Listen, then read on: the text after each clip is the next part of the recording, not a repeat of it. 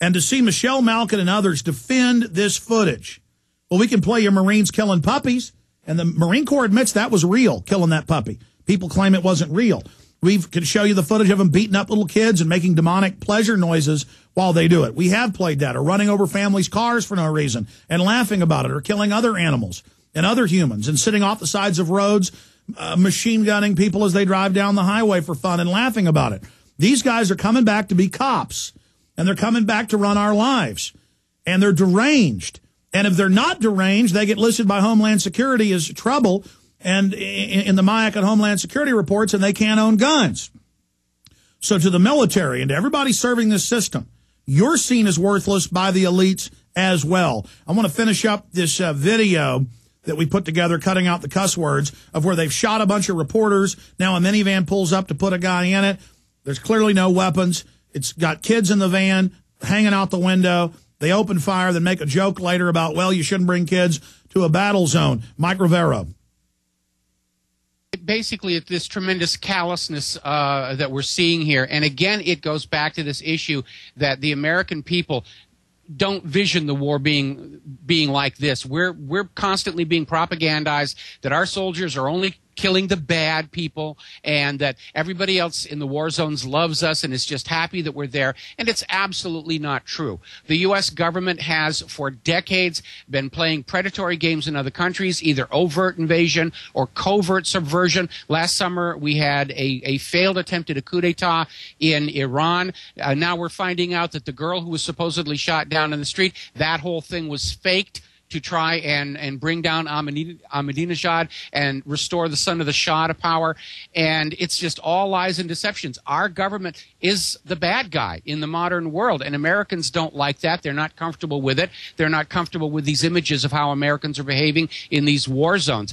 I think it's a major break in the credibility of the U.S. government. I'm not surprised the corporate media is trying to defend it. That's what they're paid to do. But I don't think they're going to succeed anymore. Well, that's why they're losing. CNN's lost half its viewers the last year. So is MSNBC. They're imploding. But, Mike, expanding on that, you've been talking about how the government wants to start a physical confrontation because they can't win politically. Even Limbaugh agrees that Obama may try to suspend elections, may stage a crisis. We see the anarchist groups, Fed Run, saying they're going to now go attack the Tea Parties. We see the militia getting set up by an FBI informant. Can you speak to these groups that they set up and provocateur to create the illusion and perception? We have a national poll out yesterday showing that a large percentage of the Tea Partiers are actually Democrats. This is a populist movement, but how do you see them trying to demonize the populist movement? Well, I'd like to use an example from way back in 1970 at the height of the anti-war protest. The people were against Vietnam. Too many body bags were coming home. Nobody understood why we were there. They didn't understand that the real agenda was to secure the flow of heroin back to the United States and to justify tax money going to political cronies who owned military factories. Eisenhower warned us about the military-industrial complex. So anyway, summer of 1970, and there's a multi-college campus peace protest scheduled to happen in front of the Disneyland theme park in Anaheim, California, along Harbor Boulevard.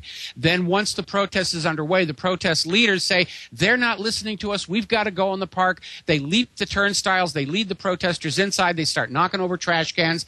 And, of course, the press and the police were already waiting there. 24 hours later, every American newspaper had front page coverage of those darned hippies inside Disneyland beating up on Mickey Mouse, and it completely discredited the anti-war movement and allowed the war to continue for a couple more years. Later that same decade, a whistleblower leaked documents to the press about the FBI's COINTELPRO operation, and it was revealed that this entire riot at Disneyland was a staged operation ordered by the Nixon White House.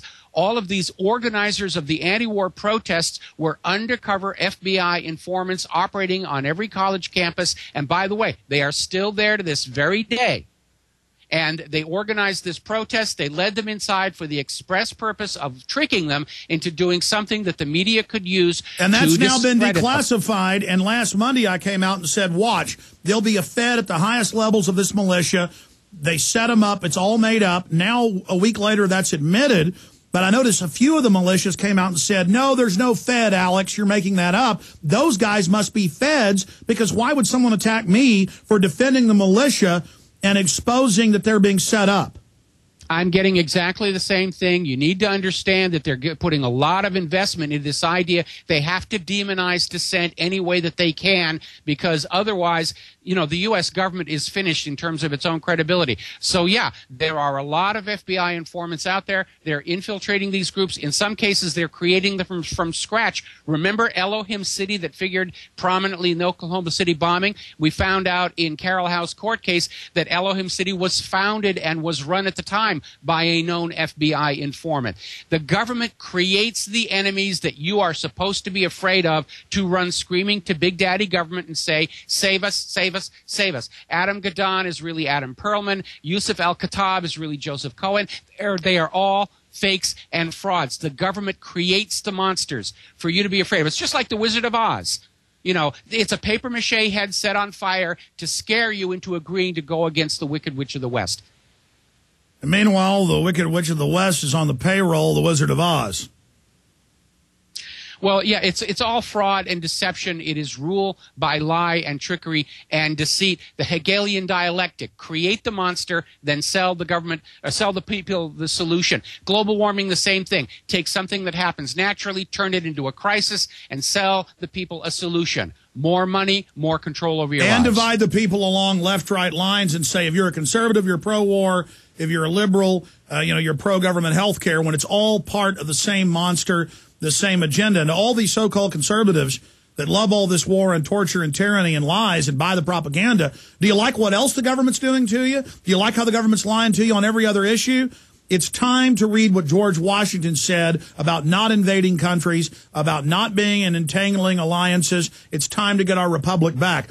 I want to play 3 more minutes of the gun pod video and audio.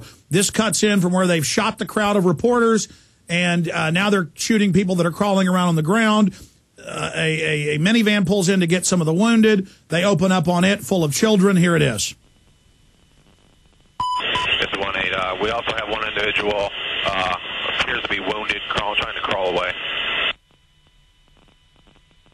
Roger. We're going to move down there. Roger, we'll cease fire. We won't shoot anymore. He's getting up. If he has a weapon though in his hand?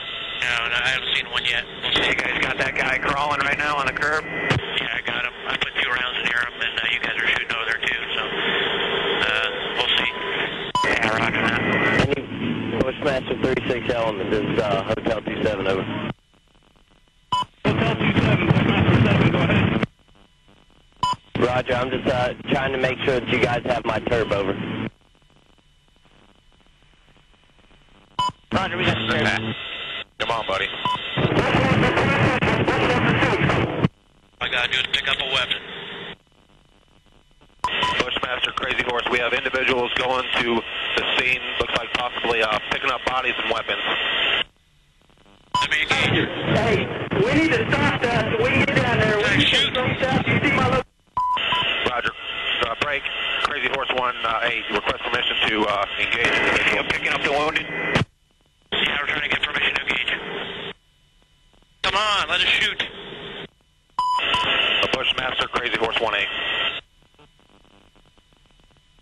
We're taking him. Bushmaster, Crazy Horse 1A. Bushmaster 7, Roger. This is Bushmaster 7, Roger, engage. 1A, engage. Clear. Come on. Clear. Clear. We're engaged. Coming around, clear. Roger. Trying to, Clear. Roger, I lost him in the dust. I got him. I'm firing. Bushmaster 4, you got any BDA on that truck, over? You're clear. This is Crazy Horse, stand by. I'm shooting for some reason. Go ahead. I think the fan's disabled. Go ahead, shoot it. I got an azimuth limit for some reason.